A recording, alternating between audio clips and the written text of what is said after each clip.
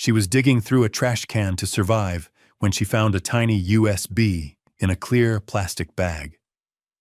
Nearby, a billionaire was desperately searching for it. What the device contained would destroy his empire and quietly change the life of the child who refused to treat truth like trash. Halcyon City loved reflections. Glass towers caught the sunrise and threw it back like applause, bright enough to make everyone feel successful just by walking beneath it. The plaza smelled like roasted coffee and expensive perfume. People moved fast, eyes forward, headphones and safe inside their schedules. Behind the Billionaire'S headquarters, the city changed its face. A service lane ran between loading docks and locked doors, clean but forgotten, lit by humming security lamps that never warmed anything. Stainless steel bins waited in a neat row, recycling compost trash. The kind of order that looked civilized, even when it hid what didn't fit. Juniper Junie. Ren 8 stepped into the lane with a canvas tote on her shoulder. She wasn't dramatic. She wasn't begging. Her jacket was too big but zipped. Her hair was tied back with a plain elastic. She walked like a kid who had learned to take up little space and still keep her head up. Uni lifted the recycling lid carefully, as if the bin deserved manners. Bottle, can, cardboard. She sorted without rushing, keeping her hands clean, keeping her dignity cleaner. Every few minutes, she glanced toward the plaza, not afraid, just alert. In Halcyon City, attention could be a trap. A security guard opened a door nearby and paused when he saw her. His expression tightened, then softened. He didn't shout. He didn't threaten. He only watched tired kindness in his eyes. Uni nodded politely. "Morning," she said. The guard hesitated, then replied, "Morning, kiddo." He cleared his throat. "Try the public bins by the park next time." "Safer." Junie nodded again, grateful without showing it. Today she promised herself to endure. She closed the lid, gently adjusted her tote, and stepped back into the sunlight, small in the shadow of a tower, but not invisible to herself. Halcyon City didn't ask questions, unless profit lived in the answer. It offered polished sidewalks and bright billboards, then looked away from anything that might slow the pace.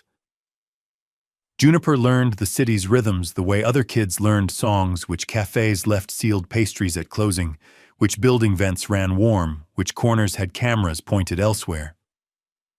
She walked the edge of the plaza where a fountain sang in loops. Uni sat on a bench and pulled a small notebook from her tote.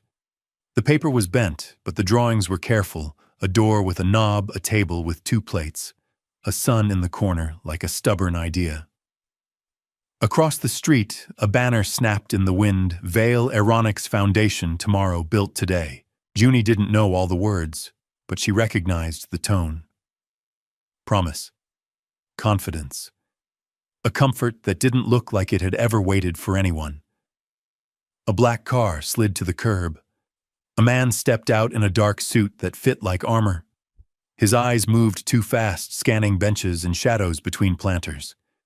He held a phone to his ear and spoke in a voice that tried to stay calm. "Check the sidewalk again," he said. "No behind the building. It has to be close." Junie watched him for one beat too long. The man turned, catching her gaze. For a second his expression tightened, then he looked past her, as if she were part of the scenery. Uni looked away first. She had learned that attention could become a story, and stories could become trouble.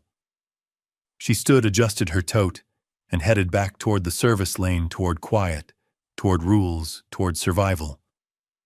Behind her, the suited man paced faster. In her chest, something small and serious whispered, "Somebody out here is scared." The service lane smelled like metal and detergent, too clean for a place meant to hide a city's leftovers. Junie paused at the stainless steel trash can beside the recycling bins.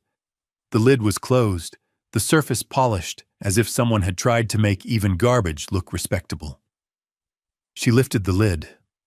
On top, not buried, sat a clear plastic bag tied in a careful knot. Inside was a small, dark rectangle, smooth and precise like a tiny key. It wasn't sticky. It wasn't broken. It didn't match the crumpled paper around it. Uni didn't grab it right away. Her world had rules even when no one explained them. Don't take what isn't yours. If you find something important, be smart. She looked down the lane. No one. Only the hum of a security light and the distant splash of the fountain. Then a man's voice drifted from the plaza, tight, urgent. It has to be here, the voice said. Somewhere close. Junie reached in slowly and lifted the bag by its corner. The plastic was cool against her fingertips. She held it up to the daylight. Two faint letters on the device, VA, caught the sun, then disappeared again like a secret. She tucked the bag into the inside pocket of her jacket, close to her heartbeat, the way kids held things they didn't understand, but respected. A door clicked behind her. The security guard stepped out, clipboard in hand. His eyes flicked to her pocket, then away, choosing not to accuse. "You okay, kiddo?" he asked gently. "Yes, sir," Junie answered. He hesitated. "Just be careful back here." Junie nodded. She walked out of the lane, shoulders squared, tote light, pocket heavy. In front of her, the suited man kept searching, and in her pocket, someone's thrown-away truth waited to be found again. Cassian Vale had built a company that could predict turbulence in the sky. He couldn't predict the turbulence in his own chest. He stood near the fountain with his phone pressed to his ear, watching sunlight skate across the water. His suit was flawless, dark, tailored, expensive in a quiet way. Everything about him said control, except his eyes. They searched too fast, as if the ground might confess something if he stared hard enough. "It's not in the car, Mr. Vale," his driver said over the line. Cassian's jaw tightened. "Then it's here. Security hasn't reported anything unusual." Cassian looked toward the service lane behind the tower. He remembered the moment, sharp, stupid, when fear had taken the steering wheel. The USB had been in his pocket all morning, edges pressing against his palm like a warning. Inside it were files he'd avoided opening for months, internal reviews, legal drafts, a recorded memo with a single line that kept ringing in his head. If this comes out, at least someone will finally tell the truth. Cassian had walked behind the building, lifted the lid of a stainless steel trash can, and dropped the USB inside. Not with cruelty, with panic. With the kind of fear that made powerful people do reckless things just to feel safe again. Now he wasn't safe. He was awake. A banner across the street snapped in the wind, "Tomorrow built today." Cassian stared at it like it was mocking him. "Find it," he told the driver. "Check the lane. Check everything." He ended the call and took a step toward the back of the tower. Then he stopped. A small figure had just emerged from the service lane. A child.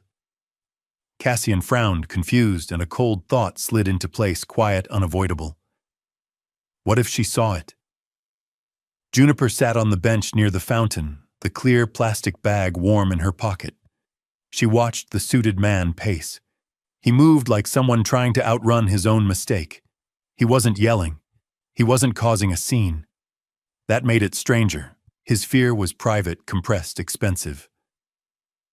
Junie pulled out the bag and turned it in her hands. The knot was careful.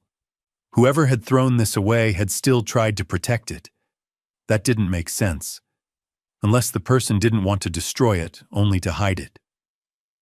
She stood and walked toward him with slow, respectful steps. Not too close. Not too sudden. She had learned that adults startled easily when a child appeared where they didn't expect one. She said softly. Cassian turned.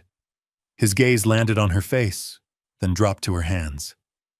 For a second, his expression tightened like someone bracing for impact. Junie held up the clear bag. "Are you looking for this?" The air changed. Cassian's breath caught. The billionaire mask slipped just for a heartbeat, revealing something raw underneath, recognition, relief, and shame all at once. "Where did you?" His voice roughened. He swallowed. "Where did you find it?"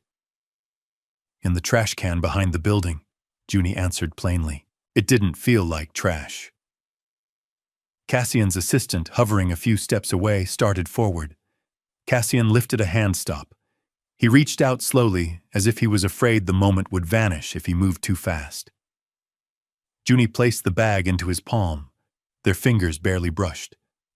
Cassian stared at the bag like it was a confession. Then automatically, he asked the wealthy question, "What do you want for it?" Junie blinked, genuinely confused. "Nothing," she said. "I just thought you needed it." Cassian didn't know what to do with nothing. Most people wanted something. A photo, a favor, a donation, an angle. This child didn't lean in. She didn't perform gratitude. She simply stood there with calm eyes, as if honesty was normal. Cassian cleared his throat. "What's your name, Juniper?" she said. "Junie." Cassian repeated it under his breath like it mattered. "Junie." Then he glanced around the plaza, cameras, phones, strangers. The city could turn any moment into a spectacle. He would not let that happen to her.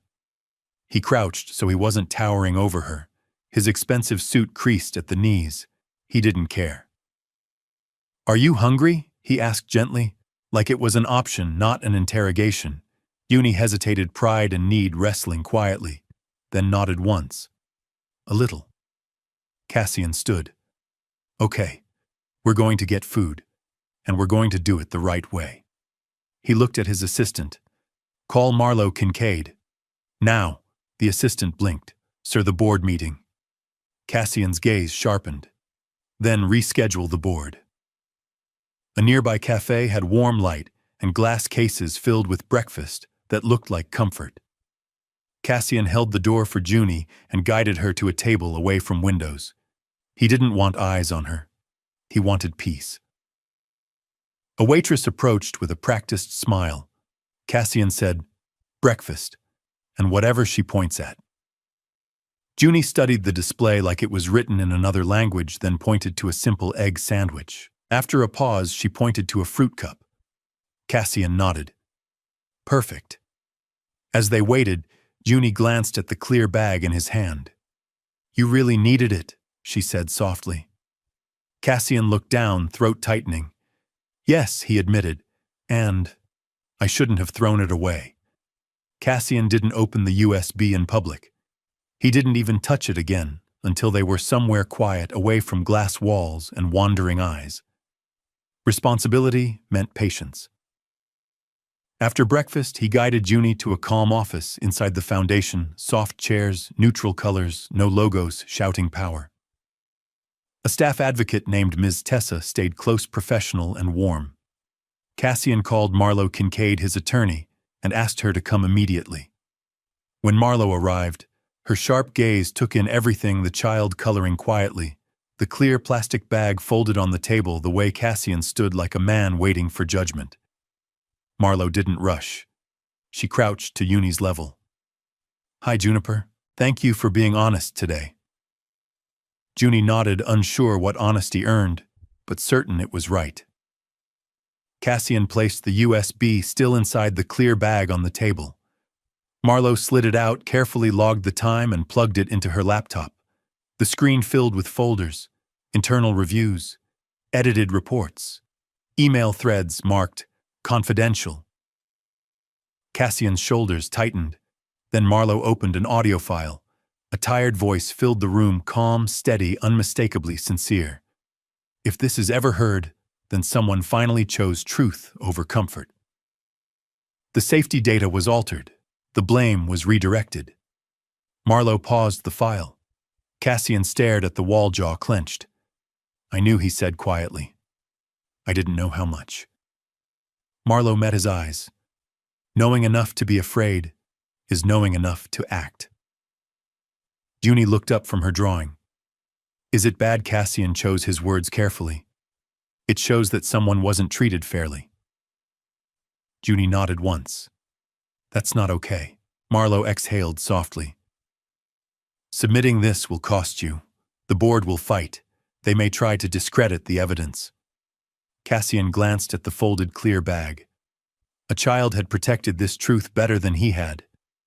Then we submit it, he said, the right way. The consequences came fast, as they always did when power felt threatened. By afternoon, Cassian's calendar emptied. Meetings canceled without explanation. Access restricted. Polite emails replaced by careful silence. The Foundation lobby played a muted news segment. Sources suggest internal dispute at Vale Aeronix. Cassian watched without blinking. Marlowe stood beside him. "They're testing you," she said, "seeing how quickly you'll retreat." Cassian's voice was steady. "I won't." Junie sat nearby with Miss Tessa coloring a door with a knob. She didn't understand headlines, but she understood tension. She looked up when voices sharpened, then returned to her drawing when they softened again. Marlowe lowered her voice. "We need to protect her. No publicity, no names, we file for temporary protective oversight, schooling meals, stability fully lawful." Cassian nodded immediately. "Do it." That evening, the board placed him on administrative leave. No announcement, no apology. Just removal, clean and efficient. Cassian returned to his apartment alone. The space felt different now, too quiet, too hollow. He set the evidence envelope on the counter and placed the folded clear plastic bag beside it like a reminder. He didn't sleep. In the morning, he met Uni again in the Foundation's family room. She studied his face like she was checking the weather. "Are you okay?" she asked. Cassian crouched. "I'm doing what I should have done earlier." Junie thought about that. Sometimes people wait because they're scared. Cassian's throat tightened. "Yes." Junie reached into her tote and slid her notebook toward him. A drawing, a small figure holding a clear bag, a taller figure kneeling to listen, a door between them. Cassian felt something steady click into place. "I'll keep you safe," he said, not as a promise for applause, but as a commitment for action.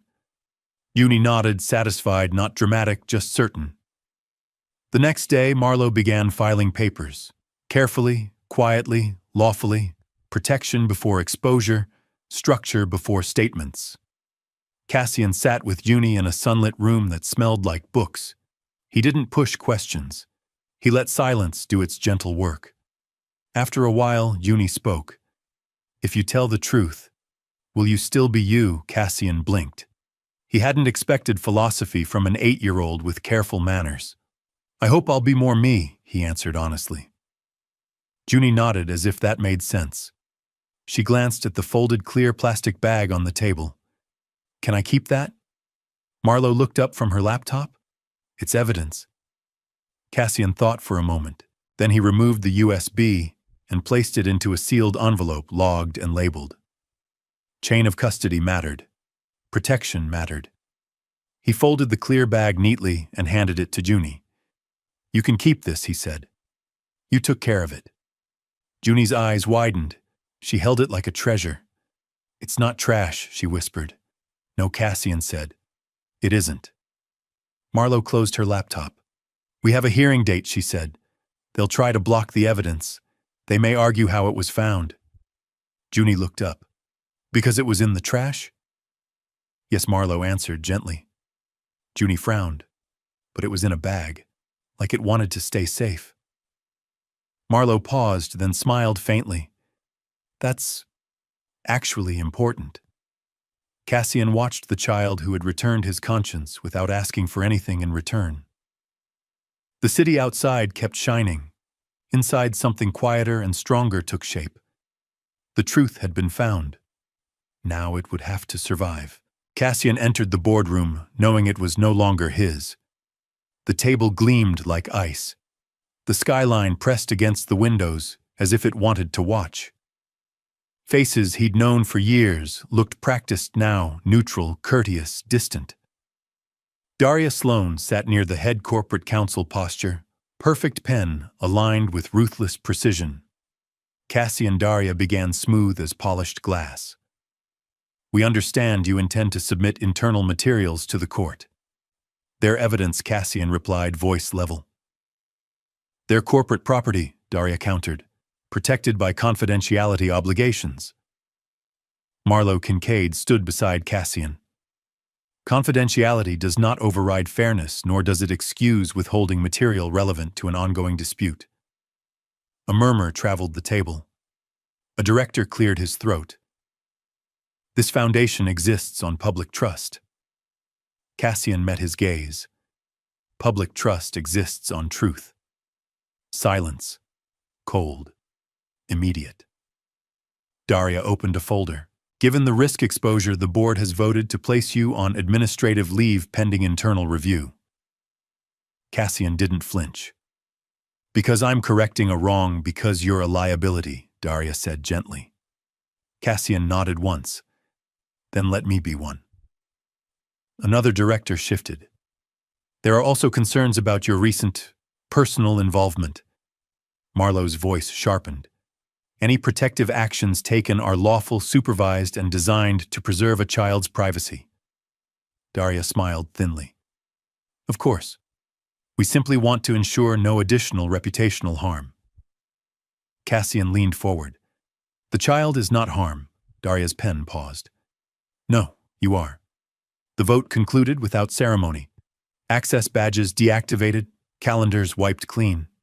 The kingdom Cassian built closed its doors quietly. In the hallway, Cassian stopped beneath a banner, "Tomorrow built today," and read it like an epitaph. His phone buzzed. Marlowe.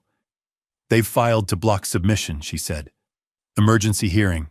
Cassian exhaled. Then we're ready. He thought of Eunice drawing the door with a knob and felt steadier than he had all day. He walked away without looking back. Not because it didn't hurt, but because pain wasn't the measure anymore. Marlowe moved fast, but not recklessly. She understood that kindness needed structure to survive. They met with a family court advocate named Imani Hart in an office that smelled like coffee and clean paper. No drama, no pity, just procedure done gently. Juniper, Imani said, voice calm, do you have a consistent adult caregiver? Junie's hands folded around the clear plastic bag she carried like a talisman. She glanced at Cassian, then answered honestly. Not consistently. Imani nodded, not judging. Thank you. Cassian kept his face neutral. He would not turn truth into spectacle. Imani turned to him. A temporary protective arrangement means responsibility. Schooling, meals, medical care, court oversight, privacy at all times? Yes, Cassian said immediately. Marlowe slid the petition across the desk. We're requesting supervised temporary guardianship. No publicity, no interviews, no exceptions. Imani studied Cassian for a moment. Your profile invites scrutiny. I accept it, Cassian replied. She shouldn't. Imani nodded. We'll proceed. In the hallway afterward, Junie walked beside Cassian's steps, small but certain. Are we in trouble? She asked. No, Cassian said softly. We're doing this the safe way, the legal way. Rules, Junie said, thinking it through. Rules that protect people. Yes. Back at the Foundation's family room, whispers followed Cassian like cold air. Junie noticed. They don't like you today. Cassian smiled faintly. Sometimes people don't like you when you stop pretending. Junie considered that, then offered him the folded clear bag. So you remember, she said. Not to throw away important things. Cassian took it carefully. I remember. For the first time since the boardroom, his chest loosened. This was worth protecting.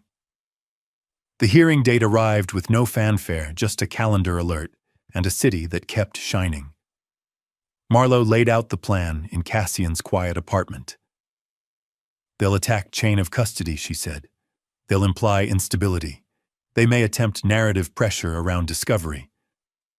Cassian listened, steady. We keep her out of it. We keep her protected. Marlowe agreed. Junie colored at the kitchen island, while Ms. Tessa read aloud from a children's book, voice soft and even. Normalcy mattered. It was armor. Junie looked up. Is court like school, kind of, Cassian said. People listen. People follow rules. People decide what's fair. Will they listen to you? Cassian paused, then chose honesty. They might not. We'll speak clearly anyway. Junie thought, then said quietly, "What if they think it's trash because it came from a trash can?" Marlowe's eyes lifted. Cassian felt the question land with precision. "It was in a bag," Junie continued, "like it wanted to stay safe." Marlowe exhaled, impressed. "Intent of preservation," she murmured. "That matters." Cassian watched the child who had protected a truth better than he had. He felt gratitude that hurt a little. Marlowe sealed the USB into an evidence envelope labeled and logged. Chain of custody began where responsibility did. She placed the folded clear plastic bag into a separate folder. "Stories matter," she said. "Human ones." That night, Cassian found Junie's notebook open on the counter. A drawing of a trash can, a clear bag, a door. Under it, careful letters. "Important things don't belong in trash." He closed the notebook gently. By the window, the city glittered, confident and indifferent. Cassian touched the folder on the counter and whispered to no one and everyone, "Do the right thing. Don't perform it." Tomorrow, the truth would sit on a courtroom table. Tonight, a child slept safely in the next room. That was enough to be brave. The night before the hearing was quieter than Cassian expected. No sirens, no dramatic phone calls. Just the soft hum of the city and the muted tick of a clock that didn't care who you were. Cassian sat on the edge of his couch, jacket folded beside him, shoes lined up neatly like he might be judged by order alone. Juniper slept in the guest room. Not a display room, an ordinary one prepared with intention. A nightlight shaped like a small moon glowed on the dresser. A stack of library books rested on a low shelf. Ms. Tessa stayed in the second room, as planned, a calm presence that turned responsibility into routine. Cassian walked to the kitchen and poured a glass of water. He didn't drink it right away. He stared at the counter where the evidence folder lay sealed, labeled unromantic. Next to it sat the folded clear plastic bag. Clean. Simple. Waiting. He remembered the moment he had thrown the USB away. The relief had come first, sharp and immediate. The shame had come later, heavier and slower. He had told himself he was protecting people, jobs, investors, a foundation that did real good. But protection built on silence was still harm wearing a better suit. His phone buzzed. "Marlowe. Tomorrow," she said, "they'll try to rush you. They'll offer half measures. Apologies without accountability." Cassian's voice stayed even.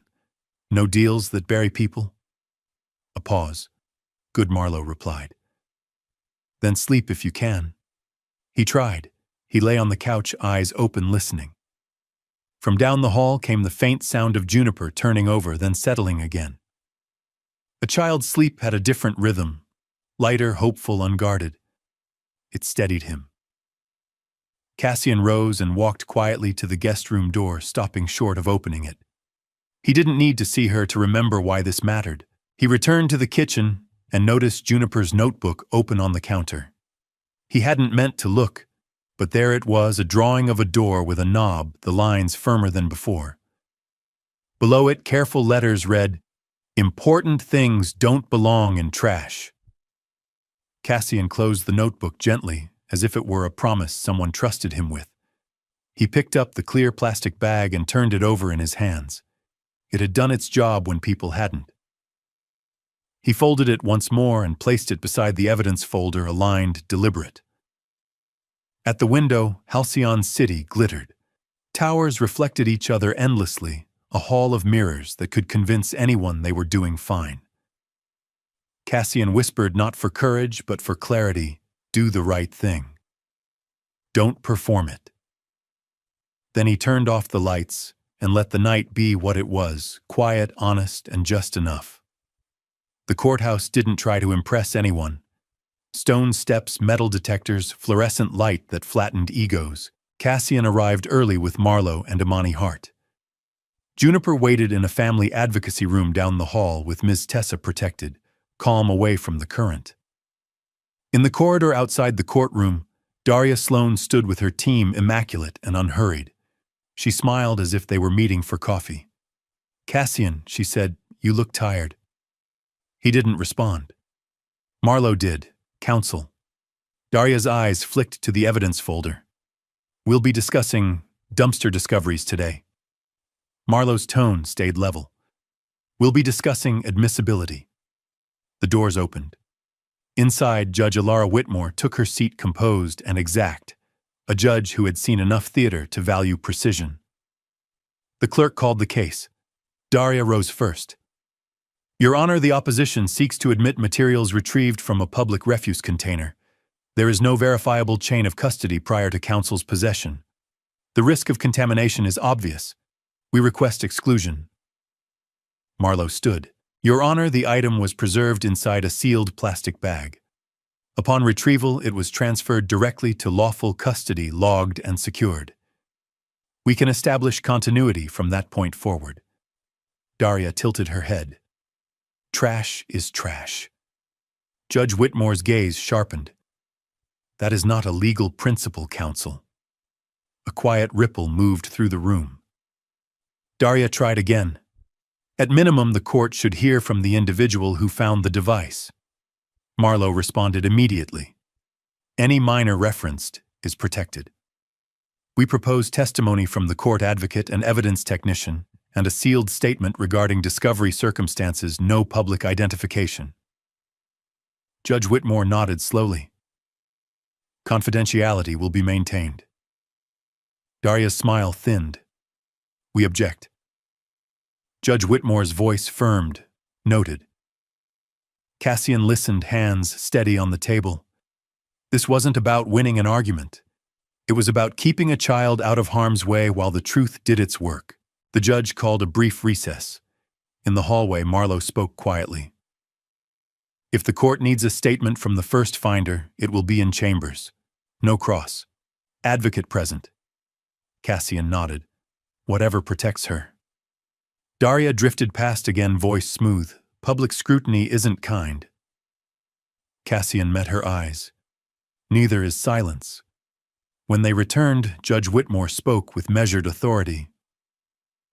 I am inclined to accept the evidence under strict conditions. However, I will require a private in-chambers statement to satisfy continuity concerns.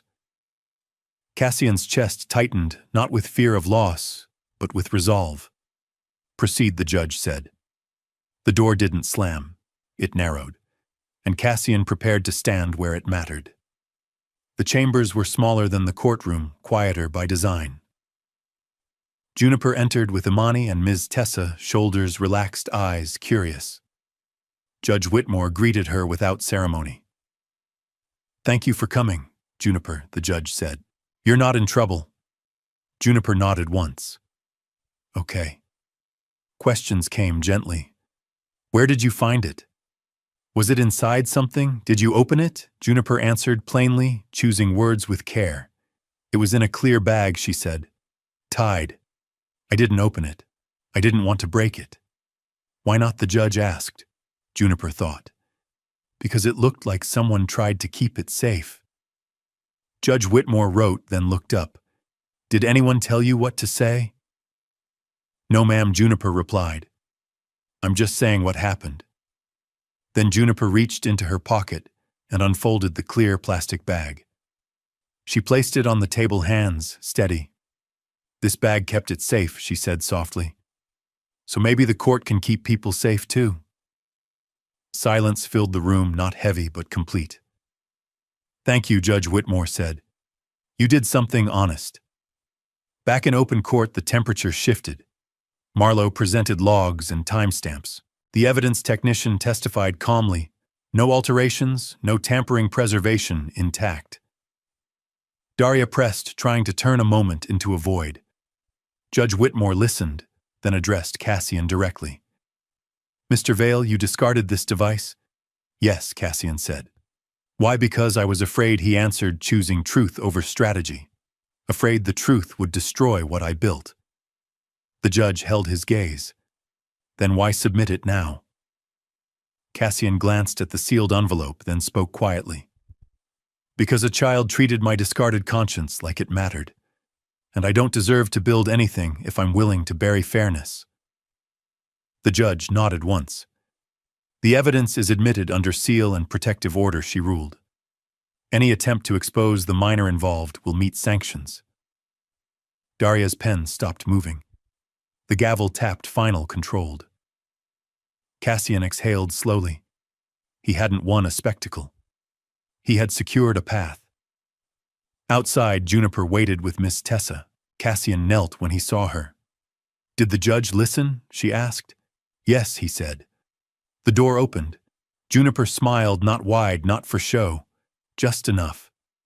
And in that moment, the city's noise fell away, replaced by something steadier, a promise kept, and a truth allowed to stand. The ruling didn't end the day. It began the reckoning.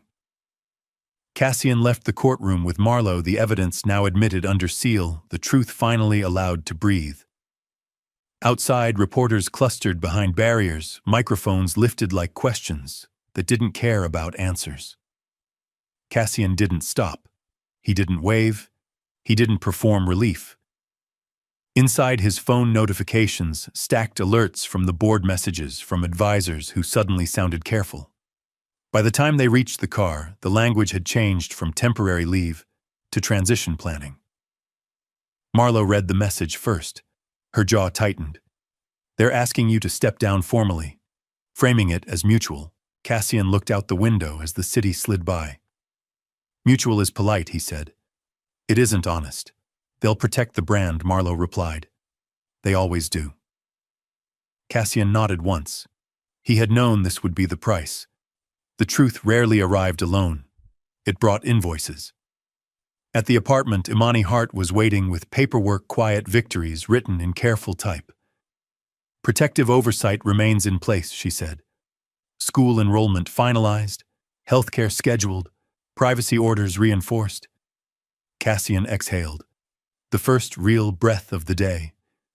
Juniper sat at the kitchen table coloring. She looked up when he entered, eyes searching his face the way children checked weather. "Did it work?" she asked. "Yes," Cassian said, kneeling. The judge listened. Juniper nodded, satisfied. Then she asked the question that mattered more than headlines. "Are you okay?" Cassian paused. Honesty mattered. "I lost my job today." Juniper blinked, like, "Gone." "Yes." She considered this, then frowned slightly. "Is that bad?" "It's hard," Cassian said. "But it's not wrong." Juniper studied his face, weighing adult words against adult behavior. "You didn't throw it away again," she said, more statement than question. "No," Cassian answered. "I didn't." Juniper returned to her coloring, reassured by proof. Children believed actions more than promises. That evening, the board's press release went live, measured, grateful, distant. Cassian read it once, then set the phone down. He placed the sealed evidence envelope in a locked drawer and set the folded clear plastic bag beside it. Not hidden. Remembered. Later, Marlowe called. "They want a meeting tomorrow to negotiate your exit." Cassian's voice was calm. "I'll attend. On my terms." He ended the call and looked around the apartment, less glass, more warmth now. A place built for living, not impressing. From the hallway, Juniper's voice floated in. "Mr. Vale, yes, dinner smells brave." Cassian laughed, real startled laughter. He went to the kitchen and burned the grilled cheese just a little. It tasted like something earned. Outside, the city kept shining. Inside, Cassian accepted the cost without bitterness. The truth had stood. A child was safe. And for the first time, losing status felt lighter than keeping silence. The days that followed moved differently, slower, heavier, clearer. Cassian attended the meeting. He listened. He refused clauses that would muffle facts. He signed what protected people and declined what protected appearances.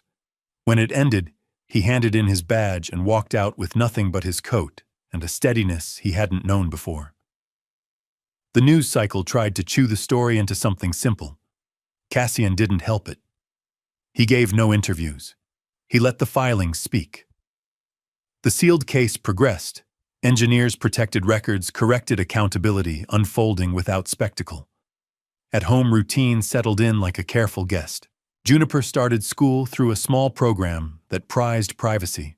No photos, no labels, just a desk, a pencil, and a teacher who learned her name before asking questions. Cassian walked her to the gate the first morning and stopped at the line where adults said goodbye. "You'll be right there," Juniper said, pointing. "Don't wave too much." Cassian smiled. "Deal."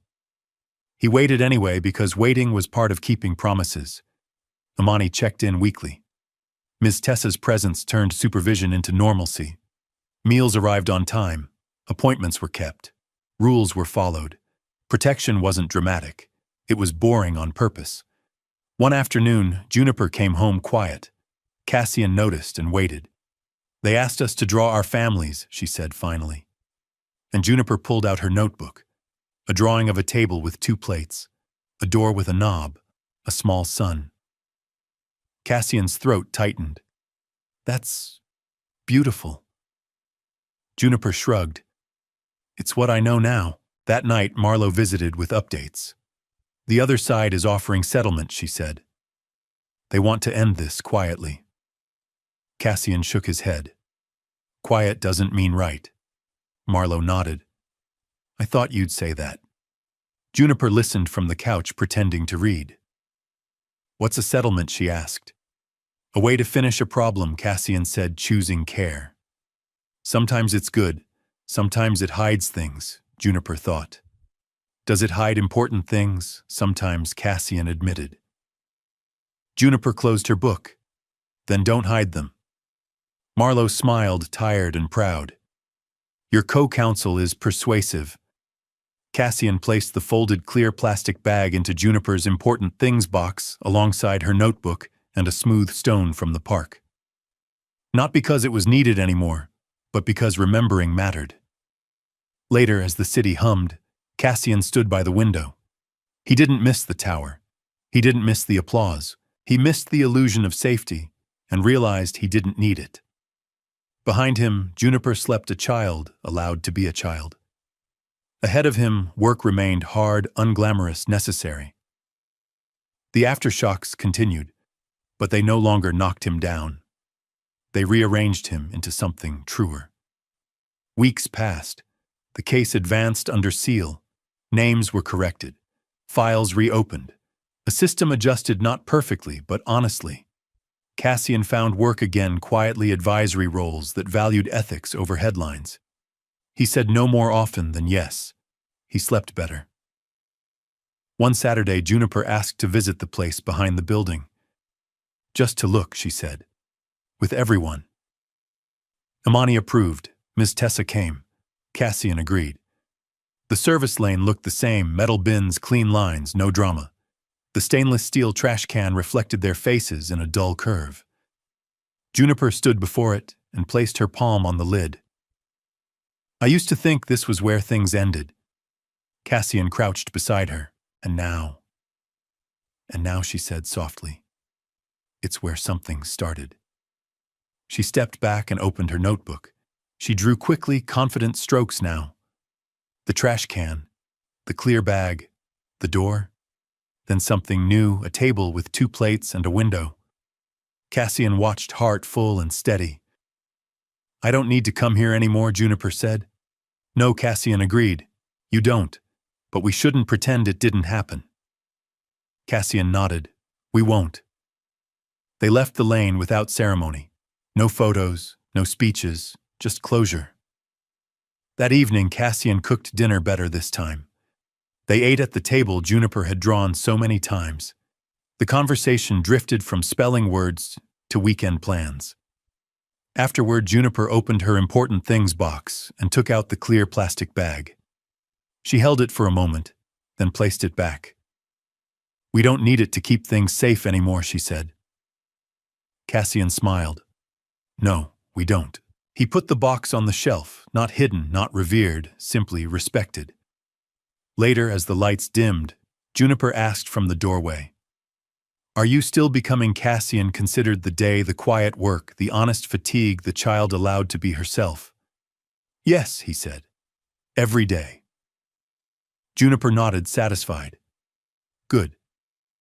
When the apartment grew quiet, Cassian opened the drawer and looked once more at the sealed envelope evidence doing its job and the memory of a bag that had protected truth when people hadn't.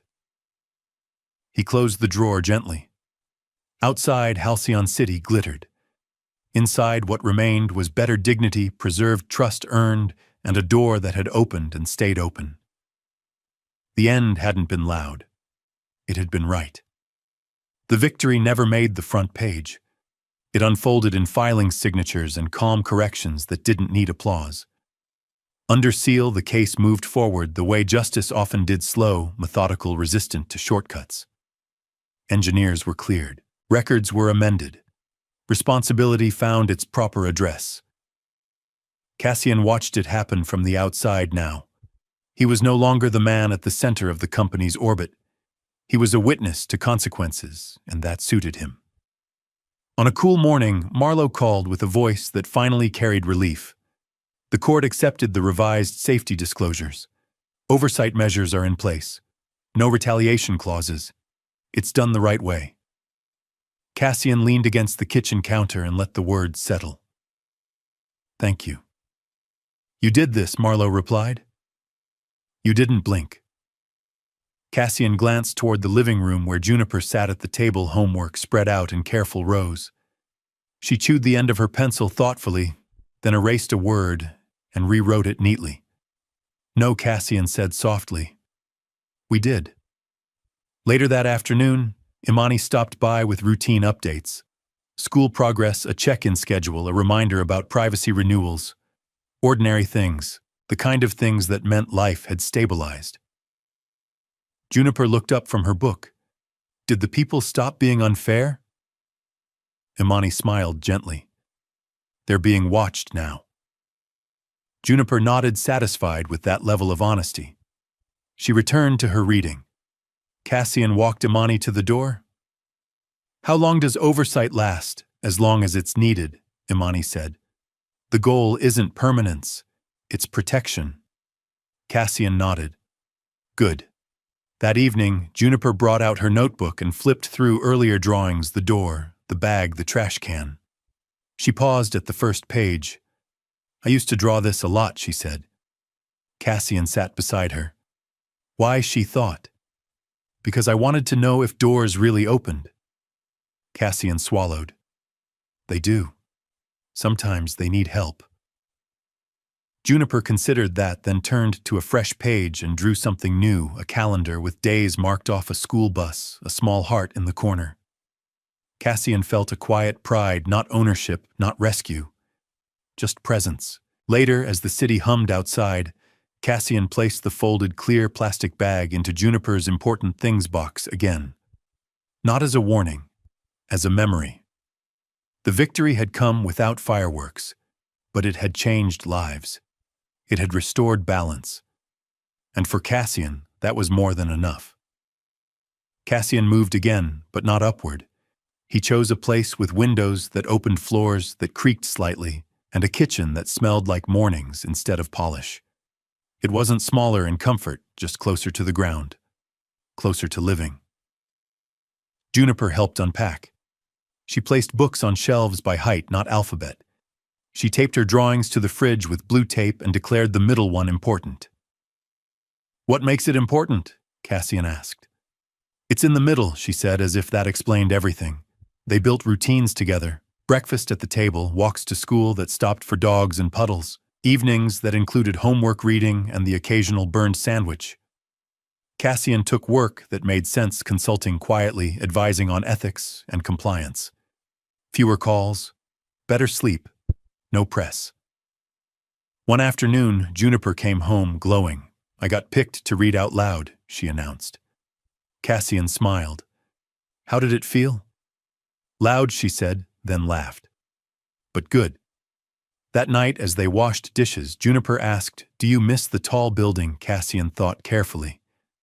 I miss the people I thought I was helping. I don't miss pretending.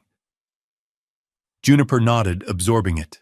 They sat at the table afterward, a simple meal between them. Juniper pulled out her notebook and added another drawing, a house with windows open, a door wide, 2 figures inside, not labeled, not claimed. Cassian watched without comment. Later, he opened the drawer where he kept old reminders. The sealed envelope was there, evidence at rest. He didn't touch it. He didn't need to. Instead, he closed the drawer and joined Juniper on the couch. They read quietly, side by side, the kind of closeness that didn't announce itself. This was a different kind of home, not defined by size or security systems, defined by trust. Outside, the city lights blinked like distant stars. Inside, a child laughed softly at a line in a book, and an adult learned that happiness didn't require an audience. Time did what it always did. It passed, and it healed without asking permission. Oversight became routine, then lighter.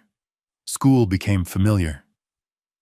Juniper's shoulders relaxed in ways Cassian hadn't noticed at first, until he did and realized how much tension had lived there before. One evening, as spring settled in, Juniper brought out her important things box and set it on the table. "I want to clean it," she said. Cassian nodded. "Okay." She took out the notebook, the smooth stone, a pressed leaf, and finally the folded clear plastic bag. She held it for a long moment. "We don't need this to keep things safe anymore," she said. Cassian watched her carefully. "What do you want to do with it?" Juniper thought. Then she folded it one last time, carefully, respectfully, and placed it back in the box. "Keep it," she said. "So we remember." Cassian smiled. "That sounds right."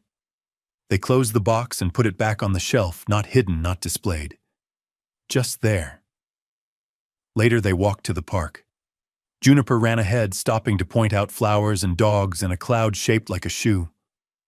Cassian followed, unhurried. At the bench, Juniper sat and kicked her feet. "Sometimes grown-ups drop important things," she said, as if continuing an old thought. Cassian nodded. "They do. But kids can pick them up," she added. "If they're careful." Cassian smiled. "Yes." Juniper looked at him, serious now. "And grown-ups can learn." Cassian met her gaze. "Yes, they can."